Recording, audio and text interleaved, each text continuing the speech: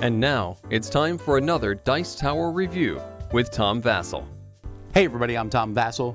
I'm here to talk about the board game Call to Adventure, the Stormlight Archive from Brandon Sanderson. Now, I've already talked about the Call to Adventure games before, but if you've never seen one of my reviews on that, no problem. I'm going to explain how this game works here. But this is a game that's compatible with the original Call to Adventure, or if you've never played that, it is a standalone game based on, in my opinion, the greatest, not just fantasy series of books I've ever read, but my favorite books I've ever read of all time. I love this story, the Stormlight Archive. It's a 4-book series. It's a 10-book series. The 5th book will be written in a year or two, I suppose, and that will end like the first cycle, so you could read those 5 books. But it will take you a while to get through those first 4, and they are amazing. Fantastic. But this game better be good, right? Well, I already like Call to Adventure. I think it's a light, fun, story-driven style game, except the story's a little bit kind of in your head. It's hard to explain, so let me just show you how the game works.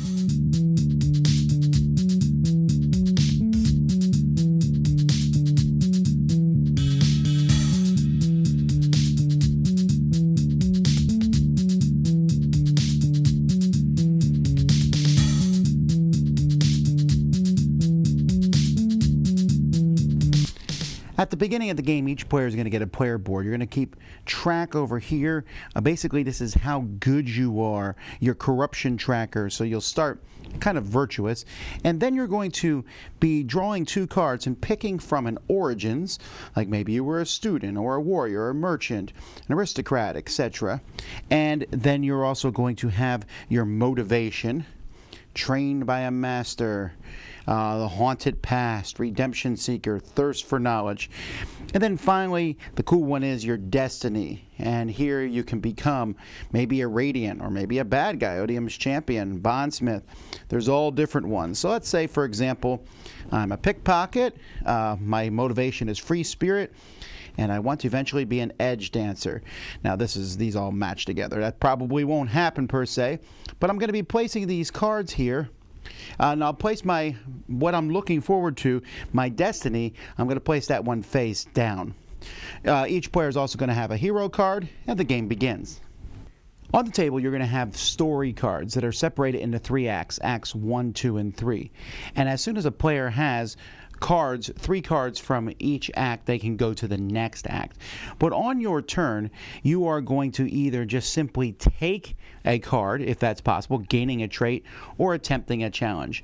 When you gain a trait, like for example the Sprenbon, you're simply going to take that trait and you're going to place it on your board. Traits may have a special ability at the bottom. This says on the turn after this you get +2 if you do a certain check. This one says when you gain this trait, I'm going to move up 1 on the virtue track, and I can choose another hero to get 1. And this one says I can only get it if I spend 2 experience, or if I attempted to do a certain path on the previous turn. But whichever one you take, as long as you can meet the requirements, you're going to place it under the same card that you have here. This is going to give you different icons. These icons are going to be used in battles and things like that. Sometimes it will move you up on this track. Sometimes it will move you down on that track. And this is so that you can attempt challenges. When you attempt a challenge, that's also going to upgrade you. But many times challenges here will have 2 different things. I can battle a Bright Lord or earn a shard. Each of these has different requirements that are needed for them, and also the difficulty here can be higher. For example, here earning a shard is a +1 difficulty. When you take a test, you're going to be going for a number. So here's a 4. So if I battle the Bright Lord, I can use this symbol. If I want to earn a shard, I'm going to need to get a 5 because +1, but I can use this symbol here. Now, whenever I'm attempting a test, I have these 3 basic runes. I'm always going to be throwing these runes. I'm trying to get successes. This is a success. This is not. 4 successes does not seem likely.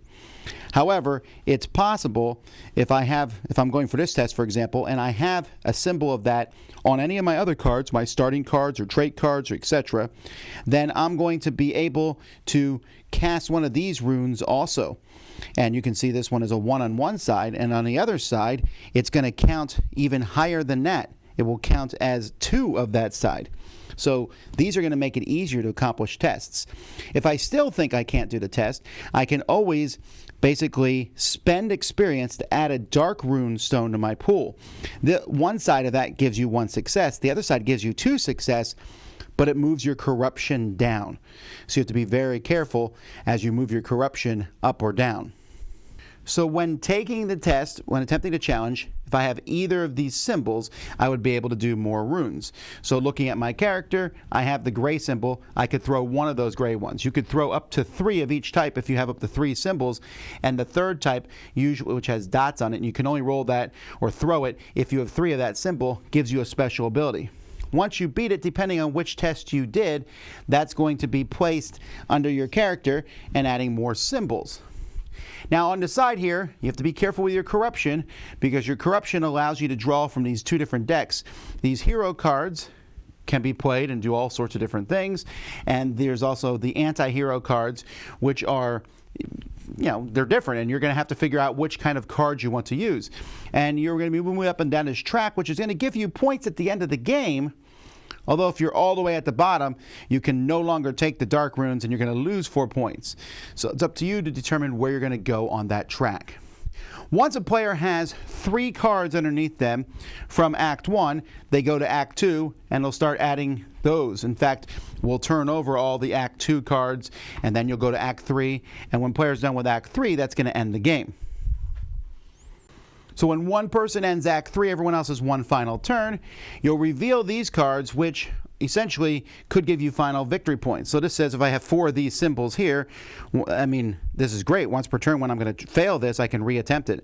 But at the end of the game, I'm going to get a point for each of these symbols that I have. So knowing this at the beginning of the game, I'm going to try to get that. And so many of the cards that you collect are going to earn you points. And where you are on the corruption track is going to get you points. Unspent experience gets you points. And you get points for various icons that you have. Sometimes when you take a card, there's ally cards that will show up and they get stuck underneath another card. So if I earn a noble's trust, then I'm betrothed, I guess. Anyway, you get 2 points there for doing that. And they also give you special abilities. And there's a lot more going on in this that I haven't covered, but hopefully that gives you sort of an idea of how the game works. There's also a solo and co-op play where you can go up against Odium, an adversary with different quests. So you can fight together against one main person. And that's pretty much it. A lot of pieces in this game. The experience points are fine. I would have maybe preferred like a 3-dimensional piece rather than an icon, but I'm being very picky here. Here's where I'm not going to be picky. I love the art for this game. Now, I've read the books here, so I've only gone in my imagination what the various characters look like.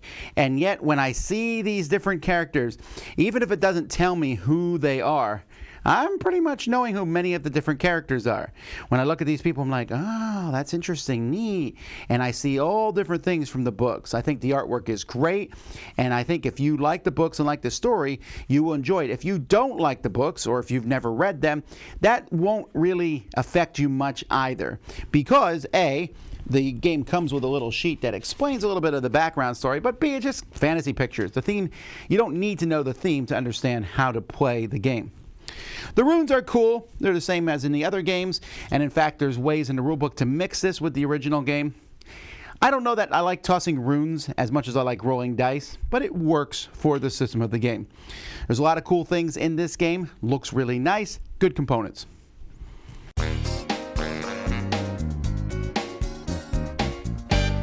Call to Adventure is a very simple system. What I might have showed you there may have looked a little complicated, but it really isn't. You take a trait card, add it, you go for an adventure. You throw some runes, you decide to push your luck, maybe add some dark runes to the mix, and then you play the different cards at the various points, trying to get the right combos. But you just kind of go with the flow. You go with the cards that are out there. You try to pick things that you can go for and avoid ones you can't. And then you score points at the end of the game. Now, there's a little bit more strategy to it than that, but it's very light. And the cards, again, even if you don't know the story, for example, in the original Call to Adventure, which I played, there's no story, it's just fantasy, right? But I made up a story. Just the cards themselves reveal stuff. You know, if this says confront a monster, for example, I know what that means. I'm confronting a monster, and that uses warriors, and you get rewards, 4 points for doing it.